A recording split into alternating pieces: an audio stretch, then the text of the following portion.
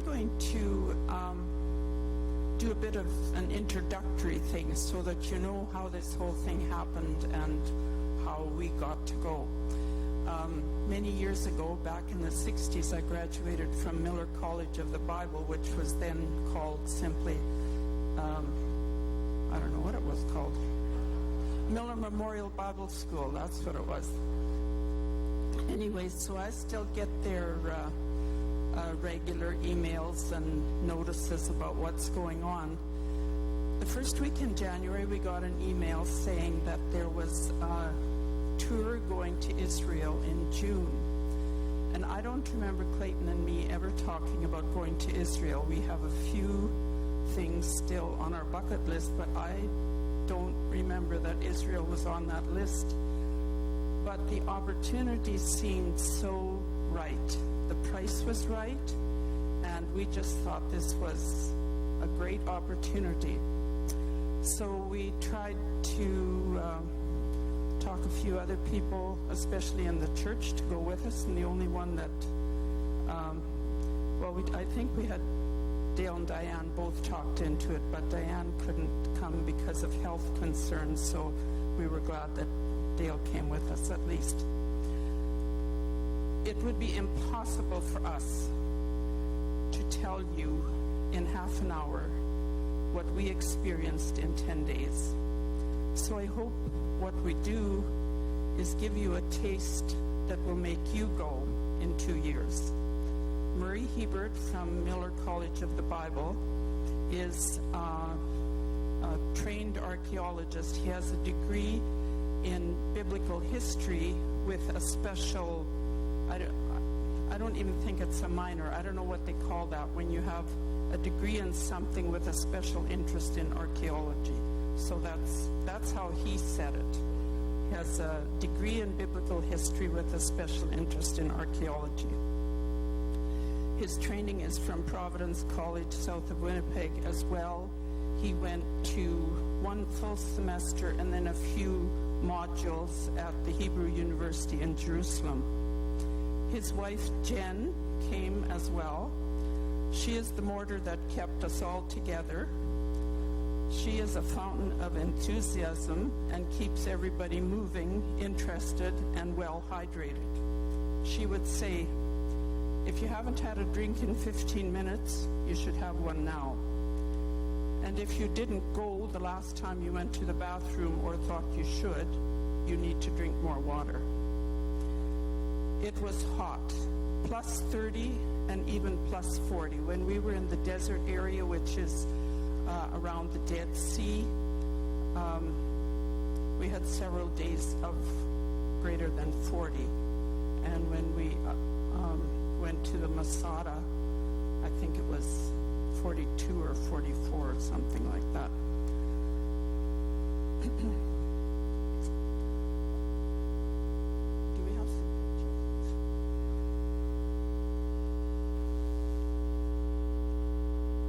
Maybe just go to the next one. That one doesn't look very... There's a smattering of the group that we were in. There were 34 of us. 18 of us were older adults, I would say 40 and up.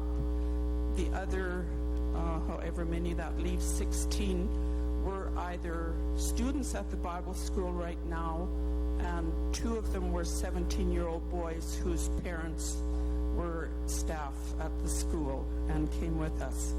So besides Murray and Jen Hebert, incidentally, I just want to mention Murray Hebert is an encyclopedia on feet.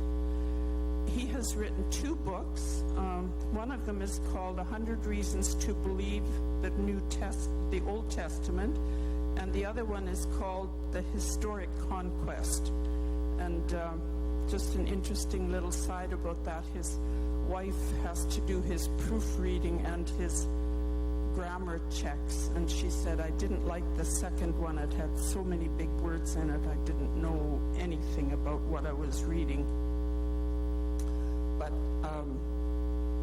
the first one, the 100 Reasons to Why We Should Believe the Old Testament, I think is a very That's the first one I want to read anyway. So the 34 of us, go to the next picture. Yeah, there we are. Oh, there we are. That was an amazing place to be. We had just come out of Hezekiah's tunnel, through which runs the water from the Gihon spring, I think Gihon anyway. And so this is the Pool of Siloam, where we're sitting. So behind Murray is standing on the sidewalk, and we're sitting up on those steps. And behind him is where the Pool of Siloam was. I'm sure there wasn't all that cement around there when people were being dragged in for healing. But anyway, and the next one, Gavin. Oh, that's just a picture of us on the bus. That was how a lot of, everywhere we went, almost without fail, there was water of some kind. It was not ice cold, which probably was better for us, but there was always drinking water wherever we went. And if you missed filling your bottle there, the bus always had extra bottles of water for what would be about $1 Canadian that we could buy. Anyway, then the other staff members that were with us were Richard and Mary Lou Bickert and their 3 children. Richard is part-time maintenance and part-time Dean of Men at the Pambrin campus. And then Miller, if some of you might know, also has an extension campus at Sunnybray in BC, which is close to Salmon Arm. They rent a Baptist camp there, and one of their staff members, Peter, and his wife, Judy Mitchell, were also with us. Besides that, I think, yes, I don't know how well you can see that, the dark man with his hand up like this, he was our cultural guide. He is a Christian Arab Israeli, and he would love to come to Canada. He would especially love to come and visit Miller, but his wife is Palestinian, so it's very difficult for them to get out of the country. But they live in Nazareth, and we didn't meet their children. Some of the people did. They have 2 beautiful little girls. We saw pictures of them. So all 34 of us did the tour, but 2 adults and 13 young people stayed to continue at an archaeological dig at Hatzor or Hatzor, Hazor.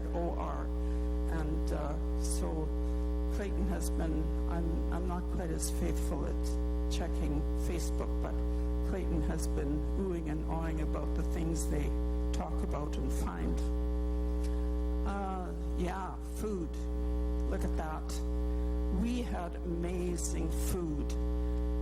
Salads and halva for breakfast. Wow, that was great. They looked after us very well. We stayed in 3 different places, 4 nights in Jerusalem, which was in the Arab section, 2 nights in En-Gedi in the desert near the Dead Sea, and 4 nights in Tiberias, which was on the shore on the bank of the Sea of Galilee. Our accommodations were not fancy, but they were clean, comfortable, and very adequate. And if you want to go for coffee, don't go to Israel. Coffee is rare and not the best. But honestly, I have to say, I'm a real coffee drinker, and I didn't miss it. There was so much other stuff to think about and see, and I'm going to let Dale and Clayton tell the rest of the story.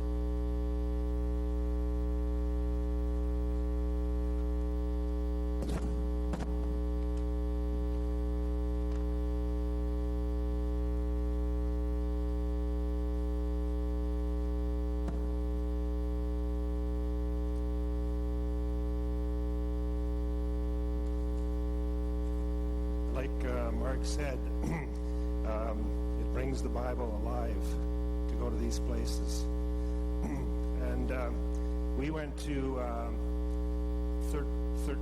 11 different park sites that had digs at them, or archaeological sites. Our brochure had 69 of them, so we just got a sprinkling of what's going on there right now. But every site that we went to, we could find in the Old Testament. And so I'm going to share one of them with you now. It's from the Elah Valley from about 1025 BC during the reign of King Saul. So this is out of the book of Samuel, 1 Samuel 17. This first picture I'll tell about in a minute here. It starts off, it says, "Now the Philistines gathered their armies for battle, and they were gathered at Socho, which belongs to Judah, and they camped between Socho and Hezekiah in the Elah Valley. And Saul and the men of Israel were gathered and camped in the valley of Elah, and drew up battle to encounter the Philistines. And the Philistines stood on the mountain on one side, while the Israel army stood on the mountains on the other, with the valley between them." So the picture we have here, this settlement here on this mountaintop, it's a dig site now, it's not a current settlement. That is that's Hezekiah. And the picture I'm taking this from here, this bit of a dig here, the site we're from is the town, or the city of Shuraim. Next slide. And the valley continues up, and just around the corner here is Sochi. And if you follow the valley all the way up, it continues on to Bethlehem and Jerusalem.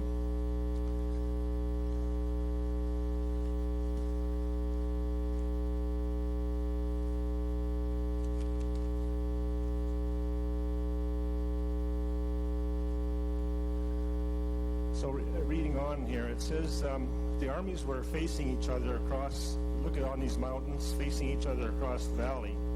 And for some reason they didn't go into battle. Not sure why.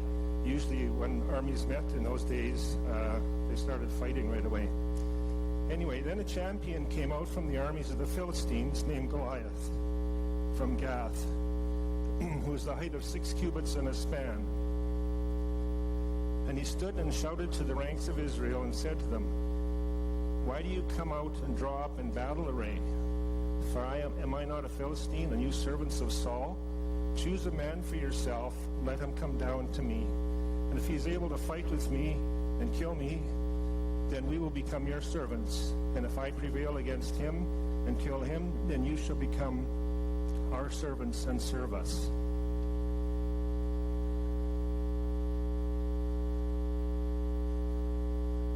So there was no response here for quite a while. And if we go on to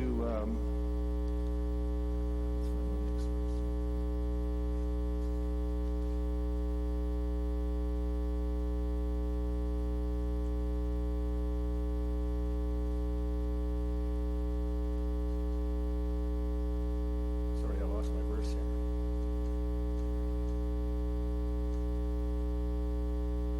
So this carried on for about 40 days.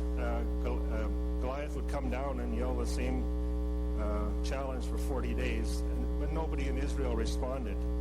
And through a series of different events, it came down to David volunteering to do this. And Saul the king said to David, "You're not able to go against the Philistine and fight with him, for you are but a youth, and he has been a warrior from his youth." David replied to him, he said, "Your servant has killed both the lion and the bear, and this uncircumcised Philistine will be like one of them, since he has taunted the armies of the living God." And David said, "The Lord who delivered me from the paw of the lion from the paw of the bear. He will deliver me from the hand of the Philistines. And Saul said to David, Go, and may the Lord be with you. So they tried to fit armor on David, but of course he was small and it didn't fit, and he wasn't used to armor, so all he did was he kicked off the armor, took up a stick in his hand, and chose 5 smooth stones from the brook in the river that runs through the valley, put them in his shepherd bag, and with his sling went out to approach the Philistine. Next picture. So this is a valley between the two, continuation of the valley. Next picture. So here we have, this is actually a professor from BC. He would be about the height of a typical Israeli person at that day, about 5.5 feet. And this here is Goliath over here, and David in the middle, about 4'8". And there's some discrepancy over the way they measured cubits in those days, but Goliath was definitely a giant. And David said to the Philistine, You come to me with sword and spear and javelin, but I come to you in the name of the Lord of hosts, the God of the armies of Israel, whom you have taunted. This day the Lord will deliver you up into my hands, and I will strike you down. David put his hand into his bag, took out a smooth stone, and slung it and struck the Philistine on the forehead. And the stone sank into his forehead, and so he fell on his face on the ground. And when the Philistines saw their champion was dead, they fled. And the men of Israel and Judah arose and shouted and pursued the Philistines as far as the entrance to the valley and the gates of Ekron, Shemaron, and even to Gath and to Ekron.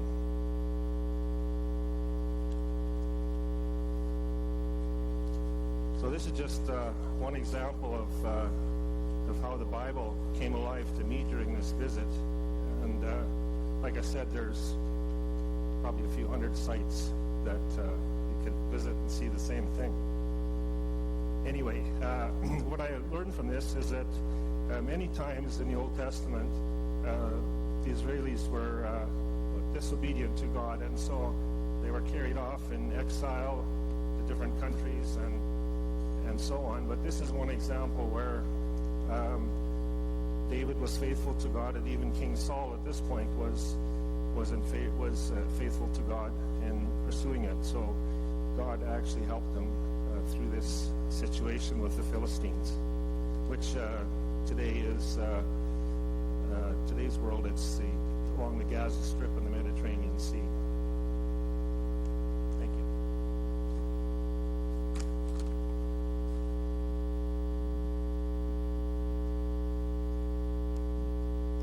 Thanks, Dale. Good reminders in there. Well, you know what? Life is interesting. Sometimes you don't know where you're going until you get there. And that's kind of where I'm at this morning.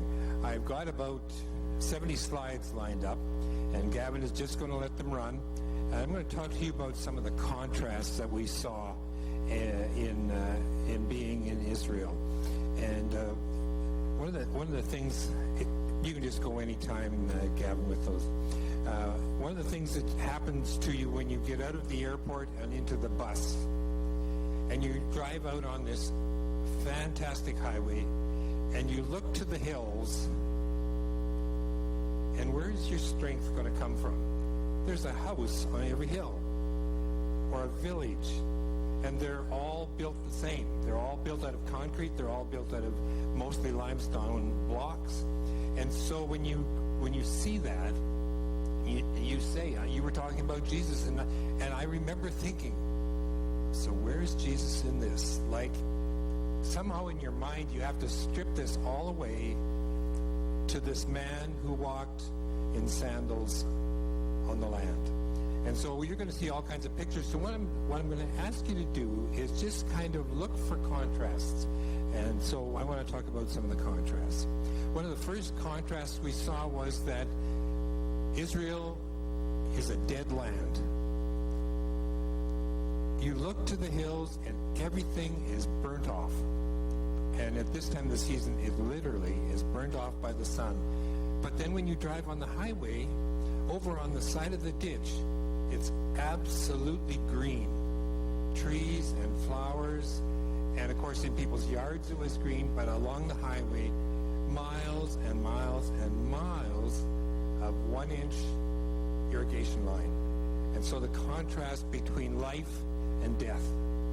Death from the summer sun, life from the life-giving water that flows. So that was one thing.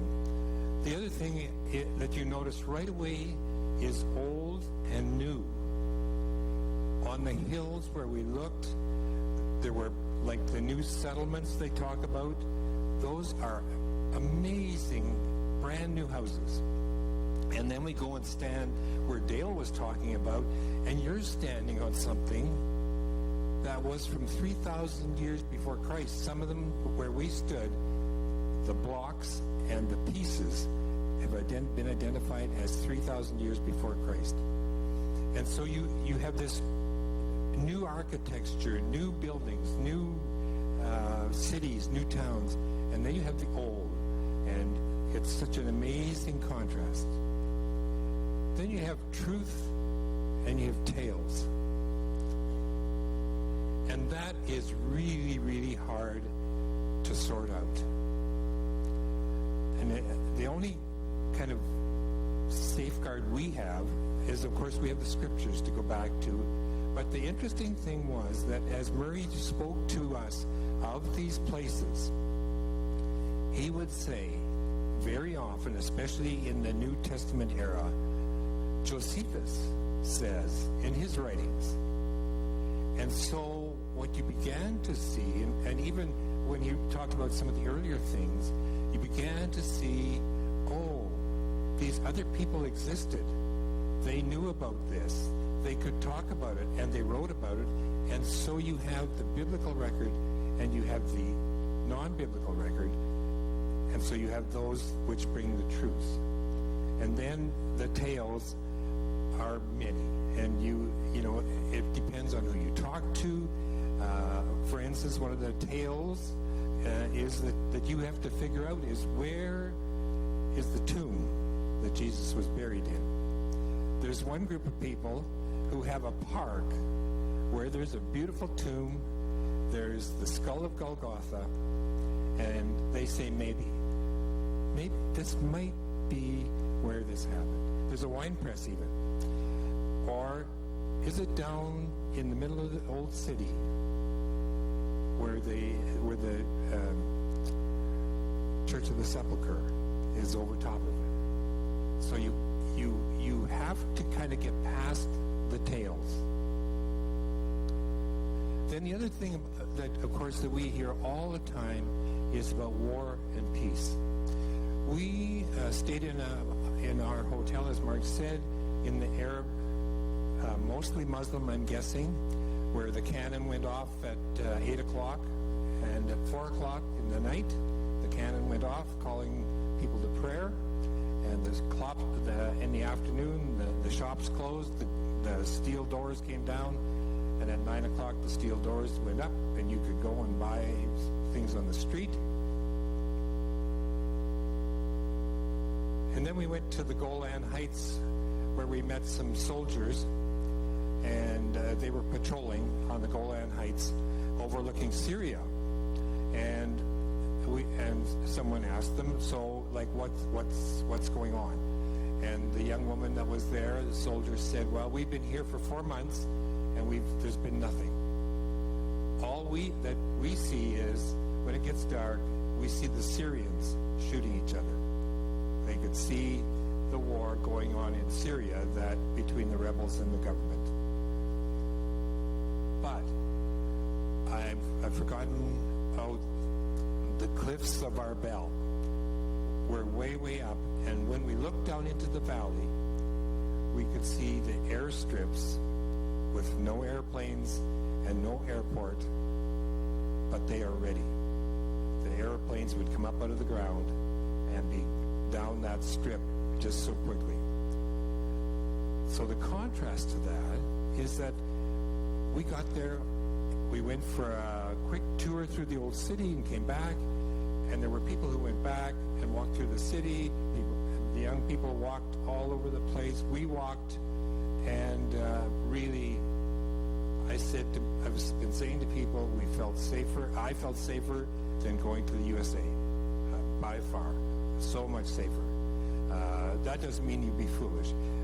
One of our fellow travelers here from Saskatoon, Al Wilms, went back the same night we got there after we'd been through the old city, and he was coming out the Damascus Gate, and when you come out, there's a long kind of patio, and then you go up the steps, and then there's the police up there.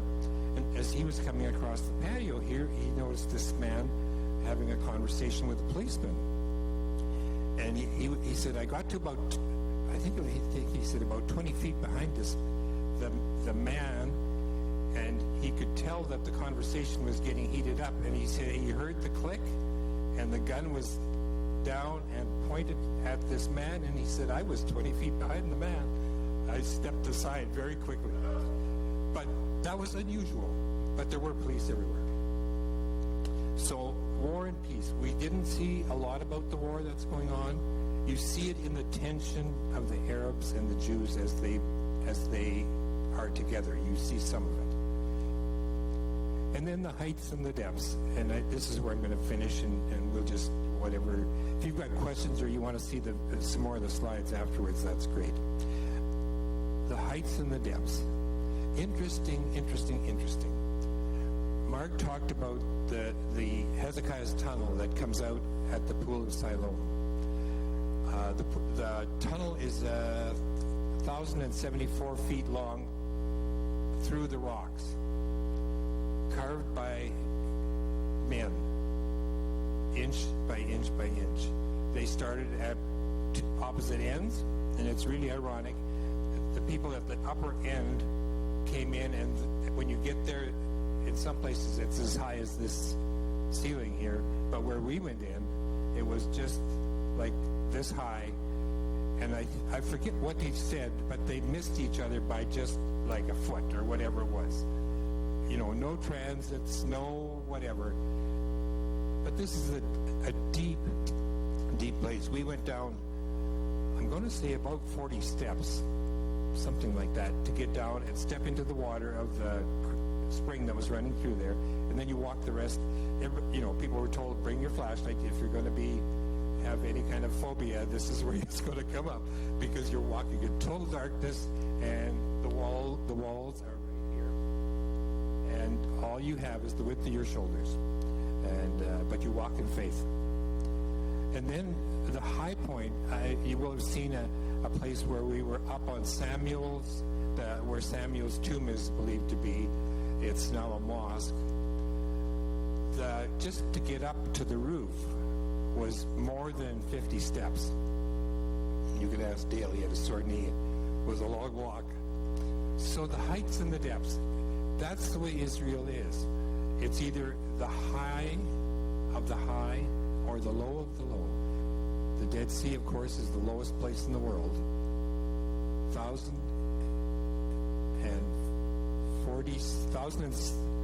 1,407 feet below sea level. 1,470. When we climbed to the top of the Masada, we were at sea level. So we were 1,400 feet above the Dead Sea, and we were just at sea level. So the heights and the depths. I don't know if either of you have any kind of a closing comment you want to make. I don't think, as Mark said, I don't think you'd get it when you go on a tour like that, where you're there for 10 days and you walk and walk and walk. If you've got if you got anything you want to add, just come. And I think we have time for the song. So why don't you come and be ready? So I just agree with Mark, as she said, you've got to plan to go again. I would plan to go with somebody else and do something different. This was very specifically archaeological, which was absolutely amazing. But I think I would find somebody else to go with to do something, to see something different. But it was an amazing tour. I just want to close by saying I'm glad that Dale told that story about David and Goliath, because that was a very special place and a very special time for me. The other thing for me is the Mediterranean. I love the Mediterranean. I had an opportunity to go 45 years ago with a friend. I was visiting her home in Greece, and we found an olive grove, and we spent some time praying and reading there, and then we walked down into the Mediterranean. And so this was just a beautiful reminder of that time. I loved being in Nazareth. I felt like I had visited Jesus' hometown. And I don't know if you ever go back to the village where somebody that you knew well, like your grandparents or somebody, and you go back to those places. That's how I felt when we went to Nazareth. I just thought, I was where Jesus was. An exceptionally special time for our whole group was one of the young boys, one of the Colin Bickert, Richard and Mary Lou's youngest son, had talked to his dad about being baptized some time ago. And so then when they started talking about going to Israel, he said, would I ever be able to be baptized either in the Jordan River or in the Sea of Galilee? And so he was baptized on the Thursday evening in the Sea of Galilee. And it was a very special time for me, just because I know how I felt the day our son was baptized, and also because it gave me a chance to go in. I had a request to bring back some water for a child to be baptized, and so it made it a more special little jar of water, because it was already happening right there. I think my saddest time was walking from the Mount of Olives down to the Garden of Gethsemane and realizing how many people have walked that same walkway and don't realize the significance of what happened that day. It was just hard. And anyway, please go.